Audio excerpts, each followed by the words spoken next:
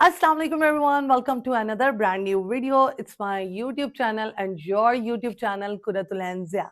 जल्दी जल्दी चैनल को सब्सक्राइब कर दो। वीडियो पसंद आए तो शेयर, लाइक और कमेंट करना नहीं भूलिएगा।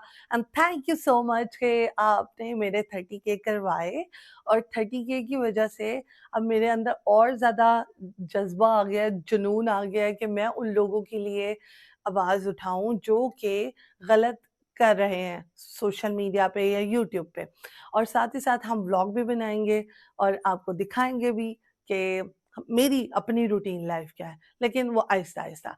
यहाँ पर जी मैं आपसे रिक्वेस्ट करना चाहती हूँ, जो आते हैं, सबसे ज़्यादा जो लोग आते हैं वो नॉन सब्सक्राइबर आते हैं।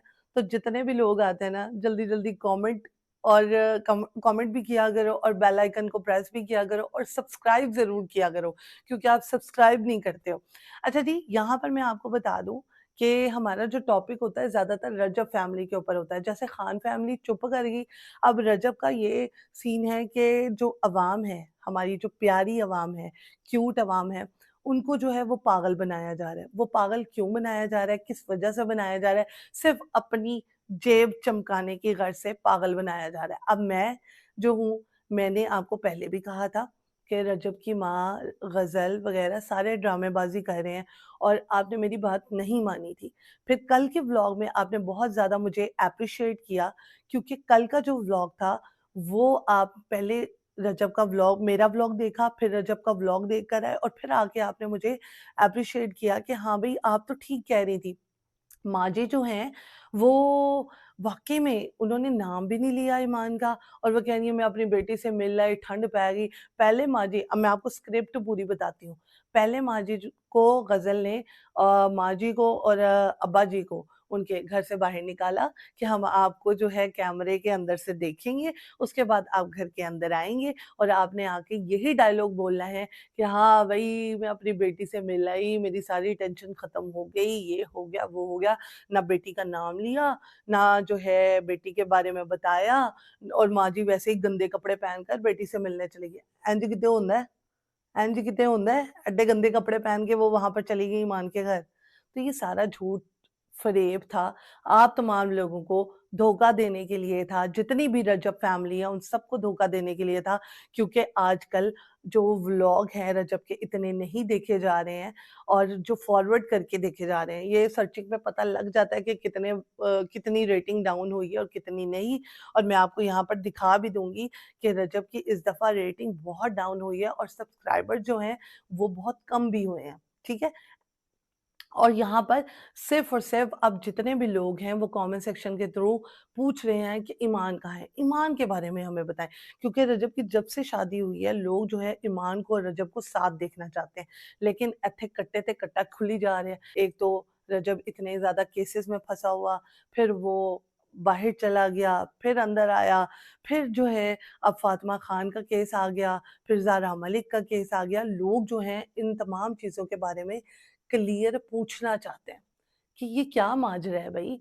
तुम बाप बनने वाले हो, तुम्हारी छड़ा-छांट हरकतें ख़त्म नहीं हो रही, ऊपर से पता नहीं तुम्हारी बीवी के साथ तुम्हारे टर्म्स ठीक हुए हैं या नहीं हुए।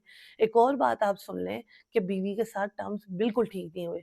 जिस तरह से इसने सबको ज़लील किया, वो तो अलहदा बात है, लेकिन फ़ातिमा खान का एक और न्यू पॉडकास्ट आ गया है, जिसमें उसने किसी भी बात पर डिनाई नहीं किया है। किसी भी बात को मानने से इनकार नहीं किया है। उसने कहा है कि रजब ने मुझे घड़ी दी थी जिसकी मालियत 45 लाख थी, जो कि मैं आपको पिछले व्लॉग में बता चुकी हूँ। बार-बार ये देखो मेरा गला भी खराब हो गया है कि बार-बार बता चुकी हूँ कि तुसी सारे अपनी अक्खां खोलो।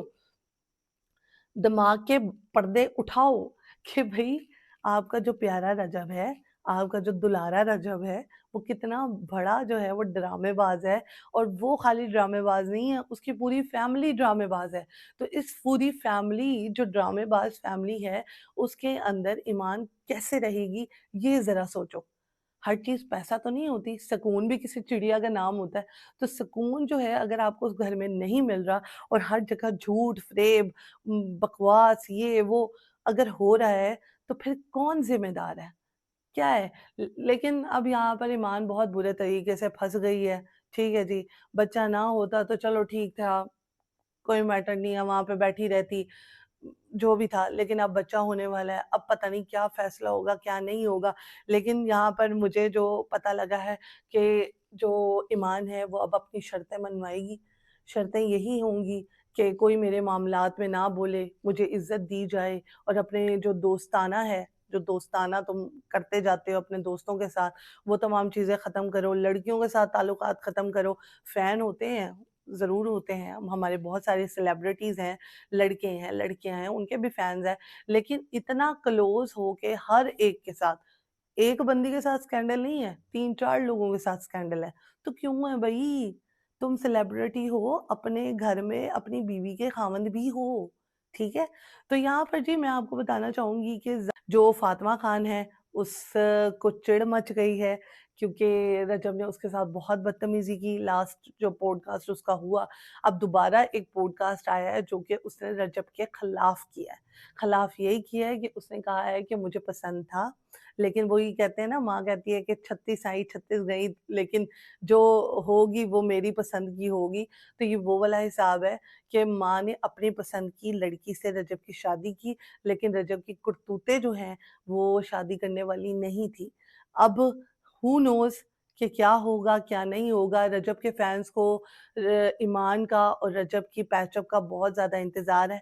मैं भी दुआ मांगती हूँ कि जो भी फैसला हो अच्छा हो, और अल्लाह करे अगर ईमान रजब में खुश है और अपने मैटर को जो है इतना सीरियस नहीं लेती है, तो अल्लाह ताला उसको भी खुश रखे, रजब को भी खुश रखे, और इसी तरह झूठ सच बोलते जाओ फिर सारों के साथ, और अपनी जेबें चमकाते जाओ। लेकिन यहाँ पर मैं आपको बता दूँ कि अगर जिसने जो बिगड़ा हुआ होता है ना, वो कभी सही नहीं होता। जो ऑल टाइम बिगड़ा होता है, जिसको भूख होती है पैसे की, पार्टीज़ की, घूमने की, लड़कियों के इर्द-गिर्द रहने की, तो वो कभी भी ठीक नहीं होता इंसान। वो 1 दफ़ा सॉरी कर लेगा, 2 दफ़ा सॉरी कर लेगा, लेकिन वो कभी भी अपने ट्रैक से उतरेगा नहीं, ठीक है? यहाँ पर जो मामला ये है कि जो अब ये जो रजब है, ये रजब जो है वो किस तरह से अब तमाम चीज़ों को टैकल करेगा। है तो ये बड़ी सियानी फैमिली, ये सारे अपने मर्दों को तो अपने पास-पास रखते हैं। आने वाले व्लॉग्स में जो रजब के फैन्स हैं उनको इंतज़ार है, उनको यही इंतज़ार है कि जैसे-जैसे अब ईमान की फैमिली बढ़ेगी, रजब की फैमिली बढ़ेगी, तो और व्लॉग्स ऐसे आएँगे। लेकिन आप लोग ये तमाम चीज़ें भूल जाएँ, भूल इसलिए जाएँ क्योंकि अभी तक ईमान की तरफ से, ओन की तरफ से और ईमान की माँ की तरफ से कोई ऐसा रिस्पॉन्स नहीं आया, और ना वो देना चाहते हैं। वो अपना कंटेंट में ईमान को नहीं इस्तेमाल इनके कंटेंट में ईमान को इस्तेमाल नहीं करना चाहते हैं, ठीक है? अब ये पता नहीं फैमिली किस तरह से चलेगी, किस तरह से करेगी, क्योंकि ईमान ने तो अपने घर में आने से, सबको बुलाने से इनकार कर दिया है, ठीक है? क्योंकि उसकी खुशी कोई नहीं मनाई गई। वहाँ पर माँ जी जो हैं, उनको भी बड़ी लान-तान हो रही है। रजब के अब्बा को भी बड़ी लान-तान हो रही है, ग़ज़ल को भी बहुत लान-तान हो रही है। अब और ज़्यादा हो रही है कि अगर आपने प्रिटेंड करा ही था कि हम ईमान की तरफ जा रहे हैं, तो ग़ज़ल क्यों नहीं गई? ग़ज़ल का क्या मसला था? आयत जो है उसको लेके चली जाती। ग़ज़ल के पास तो अपनी गाड़ी थी, कोई मसला ही नहीं था। ग़ज़ल कोई गरीब भी नहीं है कि भई उसके पास किराया ना हो जाने का। ये भी नहीं है कि भई वहाँ पर बहुत ज़्यादा क्राउड हो ईमान के घर, और ईमान बीमार थोड़ी है कि ग़ज़ल जो है वो आयत को नहीं लेके जाएगी, तो जो है तमाम चीज़ें सॉर्ट आउट हो जाएँगी। ये कोई जस्टिफ़िकेशन नहीं है, ठीक है? तो यहाँ से साफ-साफ झूठ जो है ना वो आपके सामने आ गया। तो अगर आपको यकीन करना है तो आप करें, नहीं करना तो ना करें। नेक्स्ट व्लॉग के लिए आप मेरा इंतज़ार करिएगा और मुझे बताइएगा कि मैं वैलिड बातें करती हूँ या नहीं करती। So thank you so much. Do like, do comment and do share my YouTube channel Qurratul Enza. Allah हाफ़िज़।